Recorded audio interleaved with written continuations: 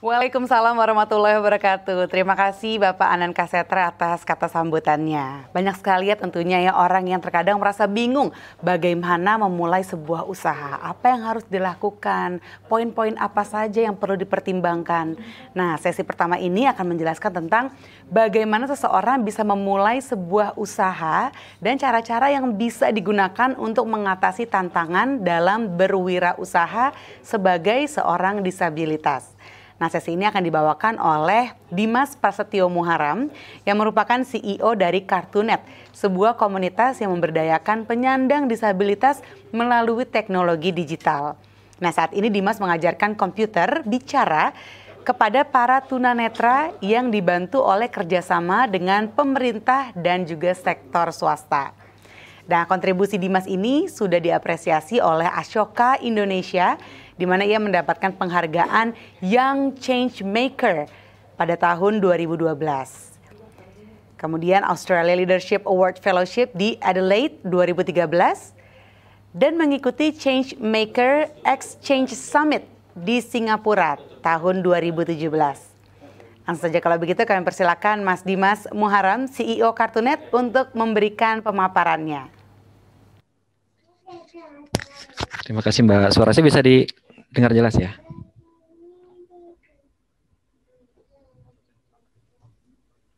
Halo? Jelas Mas. Jelas Mas ya? Oke, ya, makasih. Siap. Ya, bismillahirrahmanirrahim. Assalamualaikum warahmatullahi wabarakatuh. Semangat pagi teman-teman semua. Sebelumnya yang saya hormati, terima kasih untuk Pak Anam dari Grab. Lalu juga ada nih senior saya dan guru saya nih tadi pas buka-buka partisipan, ada Mas Indri ternyata dari ICT Watch. Alhamdulillah, semoga semuanya selalu sehat ya teman-teman. Semuanya selalu sehat, selalu berikan semangat gitu. Izinkan hari ini saya, Dimas, ingin sedikit berbagi ke teman-teman sekalian. Mungkin bisa di-share dulu nggak Mas, ini profil saya yang itu.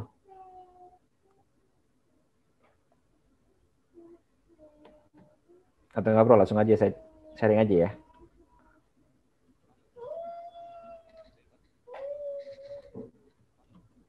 Oke deh. Ya, perkenalkan teman-teman, nama saya Dimas Prasetyo Muharam. Saya salah satu pendiri dari Kartunet. Kartunet itu nggak ada hubungannya dengan kartun ya. Nggak ada hubungannya dengan kartun, nggak ada hubungannya dengan kartu internet. Kartun itu kependekan dari Karya Tunanetra. Jadi Kartunet itu sendiri sudah berdiri dari sejak tahun 2006. Jadi itu awalnya kami berempat, ada 4 orang tunanetra di sana, ada namanya Mas Iwa, ada Aris, ada Riko, dan juga ada saya. Saya waktu itu masih kelas 2 SMA waktu itu. Jadi kita memulai itu dari hobi sih sebetulnya. Jadi waktu itu kita baru belajar internet. Jadi belajar internet, belajar buat email, belajar buat blog. Lalu Mas Iwa itu dia waktu itu salah satu founder juga bilang, kenapa nggak kalian buat sesuatu media yang bisa dilihat dari mana saja, oleh siapa saja, kapan saja, dan itu untuk menunjukkan bahwa tunanetra itu tidak hanya seperti yang saat ini distigmakan atau ada di masyarakat. Kan kalau misalnya mendengar kata tunanetra, biasanya apa sih yang muncul? Tukang pijat gitu ya, masir, terus juga pemusik. Kita tidak bilang bahwa profesi itu adalah profesi yang buruk, tidak. Segala profesi selama itu halal, memberikan penghasilan yang baik dan dilakukan secara profesional itu bagus. Cuman yang kita inginkan waktu itu di Kartunet itu adalah bahwa di tunanetra itu jangan dilihat hanya itu saja, bahwa kita pun juga bisa melakukan banyak hal asal difasilitasi. Fasilitasnya apa? Yaitu alhamdulillah ada namanya teknologi komputer bicara. Jadi buat saya dan teman-teman itu bagaimana kita bisa bikin website, bagaimana kita bisa nulis, kita bisa sosial media gitu ya. Itu karena adanya teknologi tadi yang dinamakan teknologi komputer bicara. Jadi diinstal software, namanya software pembaca layar, dan nanti itu bisa membacakan tampilan yang ada di layar. Jadi kita tunanetra ini bisa melakukan banyak hal gitu ya. Itu sedikit profil Kartunetnya teman-teman. Tapi saya juga ingin mengucapkan selamat datang kepada teman-teman 60 orang teman-teman penyandang disabilitas yang menjadi mitra Grab. Selamat, kenapa selamat? Karena teman-teman ini menjadi hanya sekian persen dari sekitar mungkin jumlah penyandang disabilitas di Indonesia berapa ya? Ada 20 juta mungkin ya. Adalah sedikit dari orang-orang yang sudah melakukan take action, yang sudah melakukan aksi lebih dulu dibanding teman-teman yang lain. Jadi kalau yang lain mungkin masih ada yang di rumah itu ngeluh atau berpikir, saya kan disabilitas punya kekurangan, ya udah nggak mau ngapa-ngapain lah. Nah, tapi teman-teman ini di sini paling tidak sudah punya komitmen, sudah take action duluan nih, dan sudah punya komitmen atau sudah ada langkah awal untuk kita bisa mengubah nasib kita ke lebih baik. Jadi sangat mengapresiasi buat teman-teman semua dan pasti juga kepada Grab yang sudah mengajak teman-teman disabilitas, dan ini mudah-mudahan nanti ke depannya makin banyak juga ya teman-teman disabilitas yang bergabung. Dan juga sama konekin juga, jangan sampai lupa yang ikut memfasilitasi juga teman-teman semuanya. Selamat juga buat konekin yang sekarang 2 tahun ya kalau nggak salah. Oke, slide nomor 2, silakan.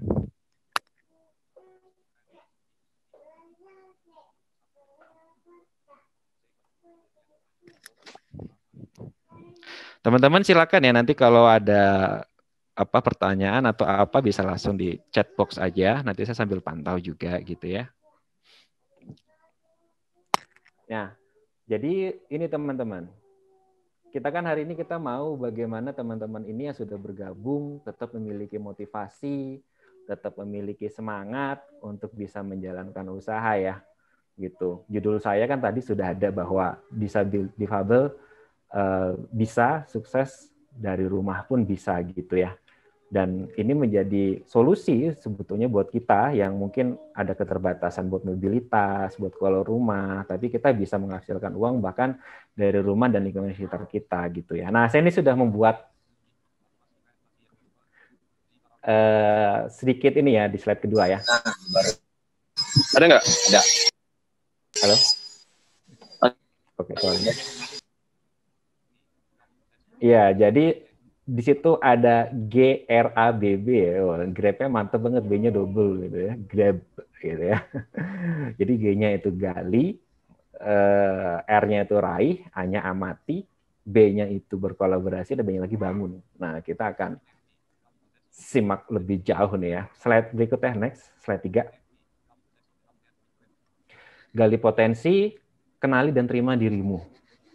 Nah, ini penting banget teman-teman ya, bahwa langkah awal sekali, tapi saya yakin teman-teman di sini 60 orang ini sudah melewati tahap ini. Kita adalah harus berdamai dengan kondisi kita sendiri. Bahwa kita harus pertama menerima dulu bahwa memang oke, kita punya keterbatasan. Oke, kita punya kekurangan gitu ya. Tapi ya kita harus terima itu gitu. Dan what's next gitu ya. Apa berikutnya, apa yang bisa kita lakukan. Ya saya dulu alhamdulillah saya tunanetra itu dari kelas 6 SD, jadi kelas umur 11, pas saat usia 11 tahun ya. Jadi, jadi sempat melihat dulu gitu ya, tapi tiba-tiba kena penyakit namanya toksoplasma dan akhirnya saya kehilangan penglihatan hampir waktu itu 90% kali ya. Kalau sekarang sih statusnya totally blind, udah saat ini blank gitu kan ngelihatnya. Tapi ya itu, alhamdulillah saya support dengan keluarga yang mendukung dalam artian berobat, atau ketika waktu itu saya sempat putus sekolah juga selama 1 tahun gitu kan, akhirnya juga mau datang ke sebuah yayasan dan akhirnya kita bisa lanjut sekolah gitu di sekolah umum juga gitu kan. Dan akhirnya pada saat itu saya menerima ketika saya itu masuk SMP, saya datang ke sebuah yayasan, Yayasan Mitra Netra waktu itu. Di sana bukan buat sekolah, tapi hanya untuk pendampingan belajar. Dan saya sana bertemu gitu loh dengan ternyata banyak juga tunanetra lain yang mereka happy-happy aja gitu ya, tawa-tawa juga gitu. Jadi jangan pernah kita merasa sebagai orang paling menderita sedunia gitu ya. Jangan merasa kita menderita sedunia. Jadi kita harus berdamai dengan disabilitas itu sendiri. Kita sudah harus menerima dan kita sudah harus tahu bahwa what's next gitu ya. Nah, setelah kita berdamai, kita harus menggali potensi kita apa. hobi skill kita tuh apa. Karena waktu itu saya suka menulis, lalu juga ya dulu waktu zaman SMA suka bikin entah kayak cerpen lah, apa puisi lah ya, tau lah anak-anak masih remaja gitu ya. Lalu juga suka dengan internet, suka dengan public speaking juga gitu ya. Nah itu akhirnya kita sama teman-teman buatlah website Kartunet itu, buatlah Kartunet dan tujuannya tadi simple untuk menyalurkan hobi, tapi akhirnya kita niatkan juga untuk bisa bermanfaat bagi banyak orang.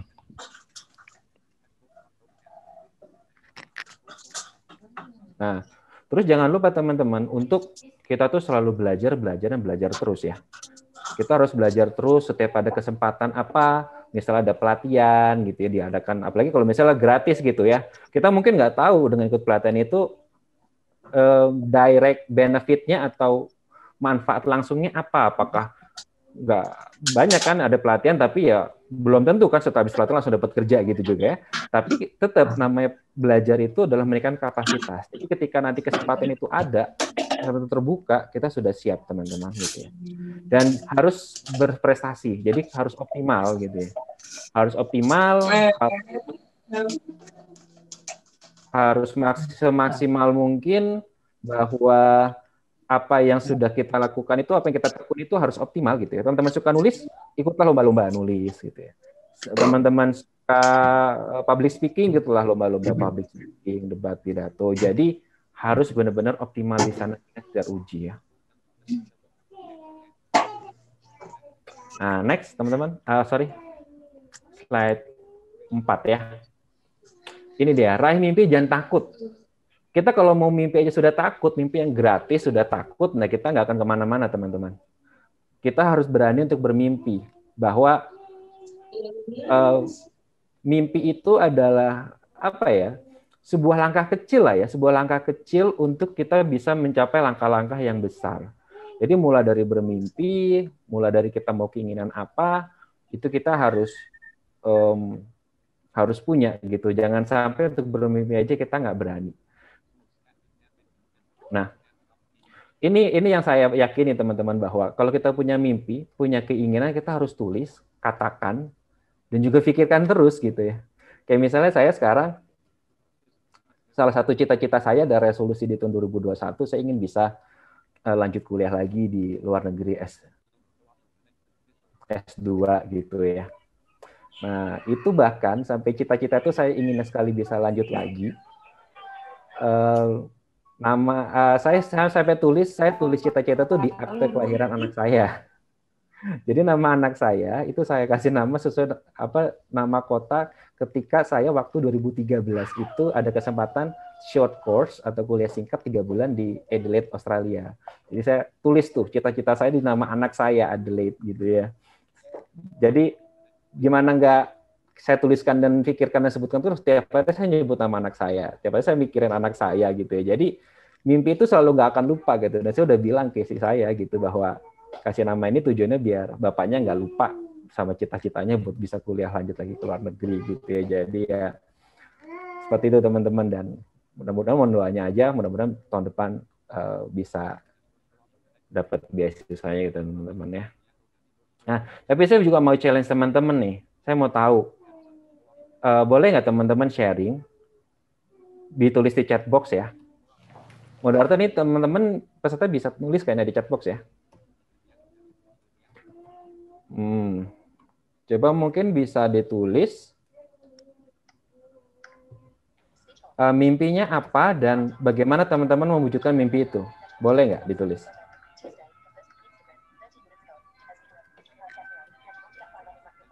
Coba.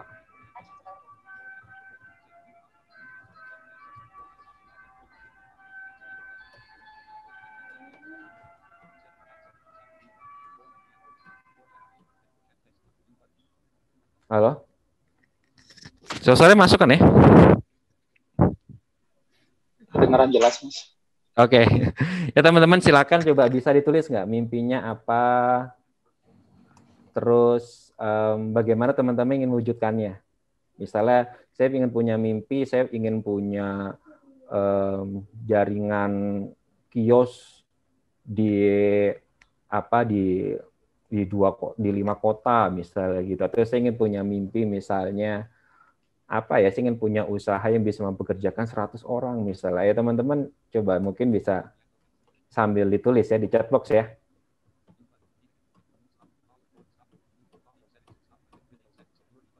Nah, nanti saya akan cek lagi teman-teman, silakan sambil ditulis ya. Gitu. Oke. Nah. Oke, silakan teman-teman yang sudah bergabung untuk bisa menuliskan mimpi. Wah, ini adalah bagian yang menyenangkan ya, karena kita hanya berimajinasi saja gitu kan, apa sih sebenarnya yang pengen kita lakukan di hidup ini begitu, dan kemudian dituliskan. Nanti akan dikabulkan nih oleh Mas Dimas. Begitu ya Mas ya? Yang ngabulkan Tuhan lah Mbak, nggak saya dong. Iya. Jadi dengan kita berani bermimpi saja itu sudah merupakan langkah awal ya Mas Dimas ya. Yes, it's small step to have a big step gitu ya. Oke, lanjut lagi teman-teman, lanjut lagi Mbak ya. Iya, silakan. Ya. Slide 5 host. Nah, sekarang tadi kan udah G ya kan, gali, terus R raih ya. Sekarang A nih ya. Hanya apa? Amati setiap kesempatan yang ada. Jadi teman-teman di sini saya yakin ya, teman-teman di sini saya yakin yang sudah bergabung di sini adalah mudah-mudahan mayoritas adalah yang memang mengamati kesempatan yang ada, misalnya, wah ada program dari Grab Kios gitu, lalu selalu take action gitu ya. Tapi mungkin ada sebagian yang masih ikut-ikutan temennya, misalnya gitu ya. Tapi nggak apa-apa, kita sini semua sama-sama belajar. Nah, di sini adalah kita harus mengamati semua kesempatan yang ada dan optimalkan teman-teman. Jadi waktu saya mengembangkan Kartunet itu ya karena kita mengamati peluangnya. Pertama kita mengamati kita bisanya apa. Lalu kita mengamati lagi, kira-kira teman-teman tunanetra itu kekuatannya di mana? Oh, ada kekuatannya di nulis, di mendengarkan, gitu ya. Nah, makanya dari itu kita buatlah website gitu ya untuk mempublikasikan karya teman-teman di website seperti itu. Lalu juga ada kesempatan lain lagi, ada kesempatan tawaran waktu itu buat honorer di Kementerian Kominfo buat ngajar gitu ya di komputer. Nah, saya ambil aja gitu, nggak masalah ya, karena selain kita memang seneng ngajar, berbagi ilmu ke teman-teman, bisa difasilitasi nih, bisa ke lebih banyak lagi orang untuk mengajar. Lalu juga sekarang juga saya dengan keluarga mengembangkan juga itu bisnis jualan online ya, e-commerce. Ada Kentang Mustafa Jakarta gitu ya, dan itu sudah lumayan gitu ya, karena memang peluangnya adalah kemarin di era pandemi, ketika era pandemi itu orang nggak boleh keluar rumah, tapi tiap orang butuh makan gitu ya, tiap orang butuh makan, butuh konsumsi, jadi ya pasti namanya jualan makanan pasti laku aja gitu ya. Nah, teman-teman juga pasti ini sudah mengamati peluang itu ya, mungkin teman-teman punya banyak teman, kenalan gitu ya, atau tetangga-tetangganya banyak di perkampungan gitu misalnya. Nah, dengan mengikuti Grab Kios gitu ya, bisa berjualan produk-produk elektronik, seperti voucher dan lain-lain, itu akan sangat potensial gitu ya. Nah, slide 6, next. Nah, ini B yang pertama nih, GRAB, berkolaborasi dan jual disabilitasmu. Nah, berkolaborasi. Jadi di sini jual disabilitas kenapa dalam tanda kutip ya teman-teman? Karena memang ya bukan menjual dalam arti menjual diri ya, tapi kita harus dengan tadi di proses awal tadi kita sudah menerima bahwa disabilitas itu adalah ya it's part of myself. Ini bagian dari diri kita. Ya sehingga seharusnya dengan seperti itu kita sudah bisa mengubah disabilitas itu yang orang lihat itu sebagai kekurangan, tapi jadi kelebihan kita. Apa kelebihannya? Ini harus jadi daya tarik kita. Teman-teman mungkin mengalami nggak kalau misalnya keluar atau di masyarakat, itu kan jadi pusat perhatian kan. Mungkin orang ngeliatnya aneh gitu kan. Tapi kita berpikir jangan ngeliat, oh mereka ngeliatnya gara-gara kita aneh nih. Bukan, tapi karena kita unik. Aneh dan unik itu beda teman-teman ya. Mungkin secara makna sama berbeda gitu ya. Tapi aneh itu negatif, unik itu positif. Kalau orang lihat kita aneh, kita berpikir bahwa I'm unique, kita unik gitu ya. Dan itu menjadi potensi kita karena kita berbeda, kita unik. Pasti orang penasaran sama kita. Kayak misalnya saya dulu kayak pas sekolah, karena saya sekolah di sekolah umum, saya kuliah juga di UI yang kampus umum juga. Jadi kayak saya pegang reglet sama pena gitu ya. Itu tuh udah pada, mungkin orang banyak yang ngeliatin dan itu malah saya jadikan buat sarana buat saya bisa kenal banyak orang. Akhirnya pada datengin, pada pengen tahu belajar Braille gimana gitu ya. Dan saya nggak merasa minder dengan itu, saya malah merasa bahwa ya itu saya harus bisa mengubah itu menjadi sebuah keuntungan jadinya ya. Bahwa kalau orang mungkin kalau mau kenalan harus datengin orang lain ya, kalau saya orang lain datengin kita dan kita bisa kenalan gitu ya, bisa menambah pertemanan dan lain-lain. Nah, dan juga jangan lupa bahwa kolaborasi itu adalah untuk saling melengkapi teman-teman, bahwa kita tahu kita punya kekurangan. Ini kadang-kadang sering ya terjadi di teman-teman yang kalau misalnya cerita ke saya bahwa, wah misalnya yang tunanetra nih, wah kita kan nggak bisa lihat kalau misalnya mau jualan, promosi ada gambarnya, gimana caranya gitu ya. Ya kita di dunia ini kan nggak hidup sendirian ya, nggak hidup sendirian, jadi kita berkolaborasi. Karena sekarang ini semua hal itu akan menjadi besar kalau berkolaborasi. Kita bisa berkolaborasi dengan teman kita yang awas. Misalnya nanti gambarnya kita minta tolong kasih tulisan, jadi kita lebih mudah buat share, dikasih nama file, seperti itu. Jadi jangan stuck dengan keterbatasan kita. Kita harus cari solusi dari keterbatasan kita tuh apa. Gitu ya. Jadi bahwa berkolaborasi salah satu dengan caranya. Nah, terus juga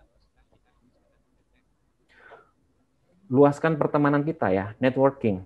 Bahwa kayak misalnya ini tadi saya cerita, saya kenal dengan Mas Indri gitu ya, dulu kita awal-awal itu dulu dibantu banyak tuh Kartunet sama teman-teman ICT Watch, Internet Sehat gitu ya, berjejaring dengan juga komunitas blogger gitu ya. Akhirnya itu menjadi teman-teman kita gitu, kenalan-kenalan kita, dan kedepannya itu jadi aset kita gitu loh. Karena banyak membantu, dan teman-teman juga tadi karena kita disabilitas, unik, jangan takut buat kita berkenalan ya, dan karena suatu saat nanti itu akan menjadi aset buat kita. Next, slide 7. Ya, sudah masuk ke slide 7. Nah, slide 7 ini di B yang kedua ya teman-teman, bangun. Jadi bangun motivasi terbesar kita apa. Jadi ketika teman-teman itu menginginkan sesuatu, teman-teman harus punya motivasi sendiri. Karena motivasi itu pada hakikatnya itu berasal dari diri kita sendiri ya, self motivation. Kayak misalnya teman-teman apa ingin berusaha tuh buat apa? Kayak tadi saya dengerin tuh yang video tadi yang sharing siapa, saya nggak tahu namanya, mungkin dia tulis apa yang nggak kelihatan ya pastinya. Dia motivasinya kan untuk bisa mandiri, untuk bisa menjadi tulang punggung keluarga. Nah teman-teman harus punya itu. Jadi jangan motivasi itu hanya ingin ikut-ikutan. Tapi motivasi harus dari diri sendiri. Misalnya, oh saya ingin punya status. Kenapa harus punya status? Sebagai seorang wirausaha, sebagai seorang entrepreneur gitu misalnya. Jadi atau misalnya saya ingin mau nikah nih tahun depan gitu kan, misalnya saya harus punya status, harus punya pekerjaan, harus punya penghasilan gitu ya. Itu nggak apa-apa, itu sangat bagus buat motivasi teman-teman gitu. Jadi jangan sampai apa yang kita lakukan itu tidak ada motivasinya gitu. Dan kita harus punya itu untuk menjadi pegangan kita. Dan ini saya ada kutipan dari novel. Jadi if you really desire something, entire universe conspires in helping you to achieve it. Jadi kalau misalnya kita tuh benar-benar menginginkan sesuatu gitu ya, yakinlah bahwa semesta alam ini akan berkonspirasi gitu ya, akan bekerja sama untuk membantu kita mewujudkan atau mencapai apa yang kita inginkan itu gitu. Jadi teman-teman harus fokus, harus harus fokus, harus benar-benar merasa bahwa ya ini memang saya ingin total di sini, dan nanti mudah-mudahan akan membuka ke peluang-peluang berikutnya, dan insya Allah sekitar kita pasti akan membantu kita seperti itu ya.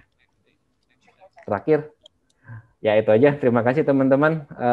Itu dari saya, dan saya juga di sini ada channel YouTube. Jadi kalau misalnya teman-teman mau subscribe, silakan, bisa ngobrol bareng, kita bisa sharing, dan saya senang sih kalau dengan ini jadi salah satu kayak semacam cara saya untuk kontribusi apa sekarang di era pandemi ya. Saya mau ngajar langsung juga sekarang susah, dibatasin kerumunan gitu ya, tapi dengan adanya YouTube ini saya bisa berbagi ilmu, berbagi motivasi, juga berbagi tips-tips yang lebih besar. Wah, luar biasa ya. Terus pengusaha, pengen jadi pengusaha besar juga. Ada juga yang ingin punya ruko di pinggir jalan. Wah, saya juga pengen itu ya. Karena kalau di jalan raya gitu kan ngelihat di kanan kiri ada ruko, wah ini potensi yang besar sekali karena ada berapa banyak mobil yang melewati ruko ini kan. Belum lagi yang mampir, belum lagi di lingkungan sekitar. Ini punya potensi yang besar untuk penjualannya bagus begitu ya. Dan untungnya sekarang sudah ada Great Kios tentunya yang membantu menyalurkan cita-cita kita itu ya untuk bisa memiliki kios yang bermanfaat untuk orang sekitar kita. Nah, di sini ada juga seperti yang sudah mulai bertanya. Oh iya, sekali lagi apabila mau bertanya bisa langsung tulis saja pertanyaannya di kolom chat. Jangan lupa sertakan nama, asal daerahnya, dan pertanyaannya apa untuk Mas Dimas ya. Oke, Mas Dimas ada di situ? Halo?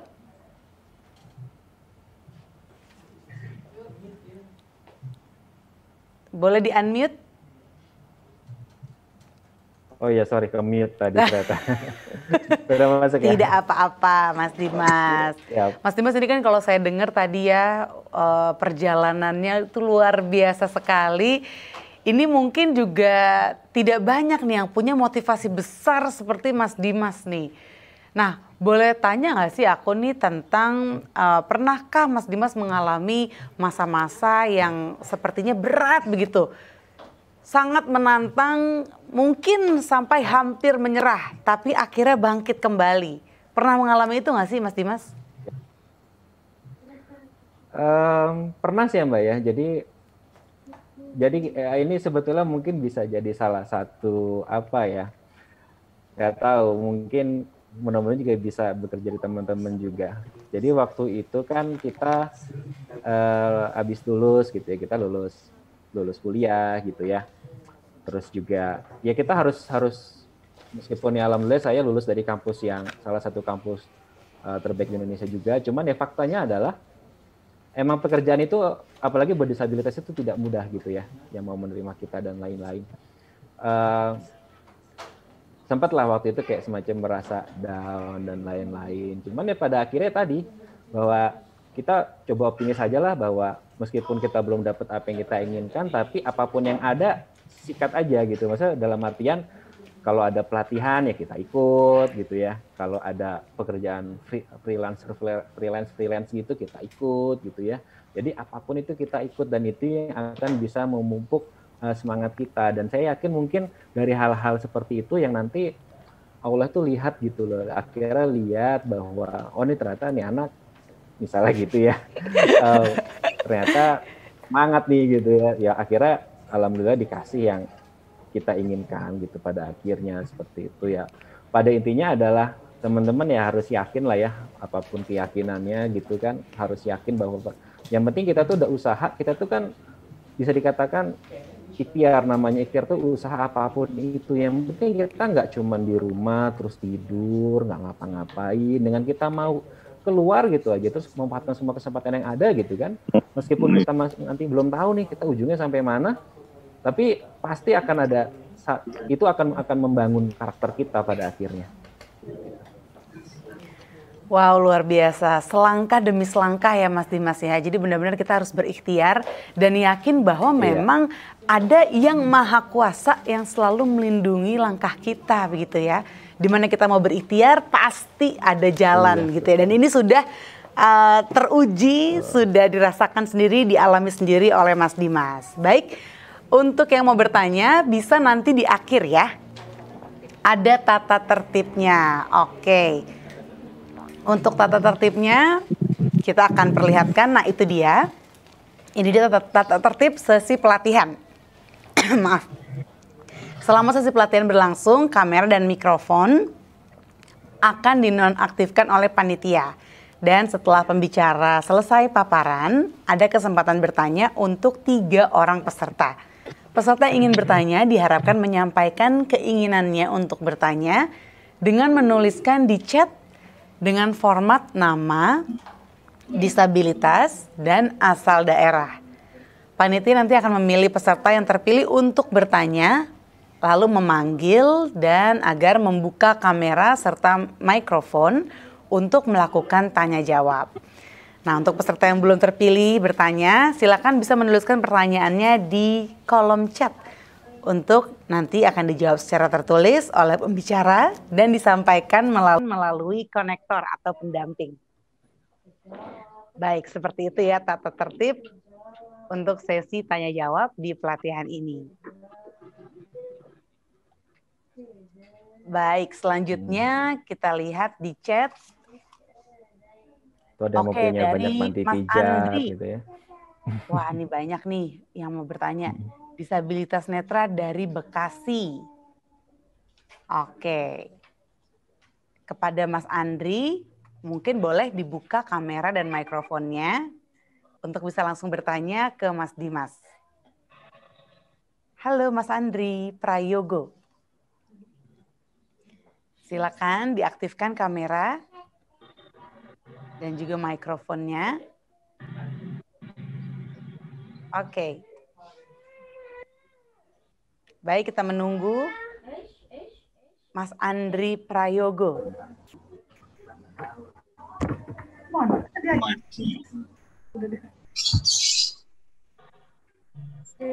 Selamat pagi Mas Andri. Pagi Mbak. Oke, sudah masuk. Terdengar suara Mas saya? Andri. Sudah terdengar dengan jelas. Iya. Silakan pertanyaannya Mas Andri. Buat saya manggil Bang Dimas, pakai Bang Dimas apa Pak Dimas nih ya? Boleh apa aja lah ya. Iya, saya mau bertanya untuk jangan Bang Dimas gitu. biar akrab lah ya. Gimana cara menumbuhkan mental yang kuat? Mental yang kuat di saat kita, karena ini lagi kita berdagang di saat dagangan kita itu sepi, itu buat Bang Dimas. Karena kan kita kan biasanya kan ketika kita berjualan ada saatnya kita sepi dan kita di situ sempat merasa pesimis. Nah, gitu. Gimana caranya buat mental kita lebih kuat? Terima kasih. Ya, oke. Terima kasih Mas Andri pertanyaannya. Silakan Mas Dimas untuk langsung dijawab. Langsung ya. Oke. Ya Mas Andri, bahwa kalau seperti itu ya kita harus yakin bahwa namanya orang berdagang ya pasti ada kalanya rame, ada kalanya sepi lah ya. Nah, tapi ketika ada kalanya sepi itu ya kita bisa lakukan beberapa hal. Jadi kalau namanya orang jualan itu kan sebetulnya kan untuk marketingnya itu kan ada dua cara ya. Ada yang pertama itu dengan cara organik, satu lagi dengan kita ngiklan gitu ya. Kalau ngiklan tuh butuh modal. Nah, tapi kalau kita organik, nah ini sebetulnya kita punya modal yang berbentuk uang. Modal kita apa? Pertemanan, jejaring, network gitu ya. Nah, kalau kita punya produk, tawarin aja ke teman-teman kita. Dulu gitu ya. Jadi mau mereka itu karena pertama itu belinya mungkin awal-awal gitu ya, kayak saya dulu, kayak kita ngembangin yang ini, yang jualan online ini gitu kan, kita tawarin dulu ke orang-orang yang kenal sama kita gitu ya. Meskipun dia pertama kali mungkin belinya karena nggak enak, karena teman gitu ya nggak apa-apa gitu. Tapi kan nanti dia beli itu karena tahu produknya bagus nih, layanannya bagus. Siapa tahu nanti ke depannya jadi repeat order gitu ya. Jadi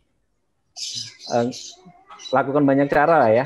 Ketika lagi sepi, ya jangan terus nunggu, diem, ya langsung dioptimalkan aja sosial media, terus apa gitu ya. Karena kan di era sekarang ini beda dengan era ya kita kayak hanya punya warung terus nunggu aja di rumah, tapi kan bisa lewat sosmed, bisa lewat lain-lain gitu ya, lewat WA gitu. Jadi optimalkanlah itu. Wow, luar biasa Mas Dimas. Optimalkan MLM ya. Silakan. ML. Gimana? Bukan MLM. Jadi maksudnya kita punya teman tawarin di Japri. Mulut enggak maksudnya?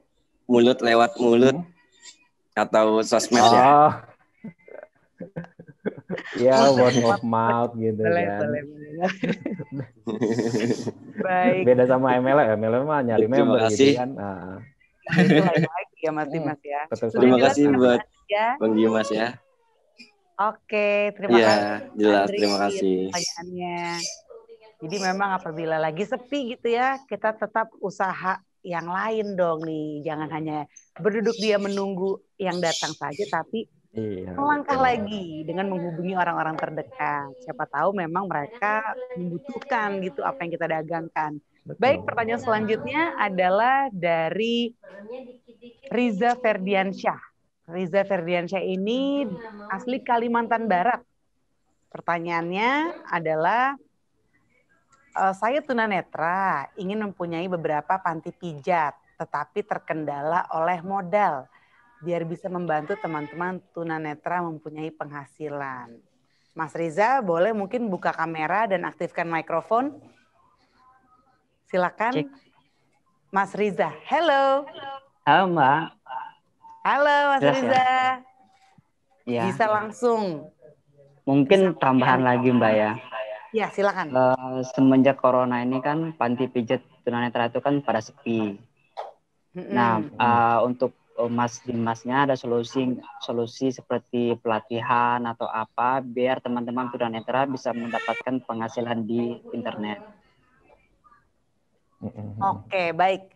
Terima kasih Mas Riza pertanyaannya. Untuk Mas Dimas boleh dijawab singkat ya Mas ya, karena keterbatasan waktu. Ya, sama-sama.